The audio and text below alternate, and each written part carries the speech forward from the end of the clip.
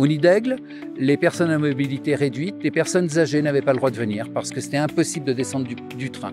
Donc là, on s'arrête, on fait 200-250 mètres de plus de rails en longueur pour que le plus grand nombre puisse accéder et toucher la haute montagne.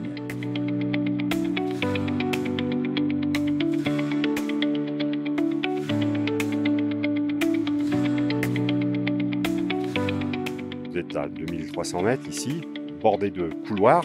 Donc déjà, la première chose, c'est qu'il faut sécuriser tout ça. Ça prend beaucoup de temps. Il y a une casquette qui a été détruite cet hiver parce qu'il y avait des chutes de neige très conséquentes et très lourdes. Il faut savoir qu'il y a 7-8 mètres de congère ici quand on arrive. Donc la première étape, c'est déjà tout enlever, tout déneiger. Ça prend déjà pas mal de temps. Et puis ensuite, il n'y a pas d'eau, il n'y a pas d'électricité. C'est très exigu. Donc les pelles suivent un chemin défini qui est très peu... pas large du tout. Donc là, on est vraiment dans la finesse. Voilà. Et ça nécessite des entreprises particulières qui sont courageuses, hein, parce qu'il faut rester ici. Il y a 20 personnes qui dorment la nuit, et puis il faut constamment s'adapter. Voilà. Donc c'est là où ce qui pourrait être assez classique en centre-ville change complètement de division à cette altitude.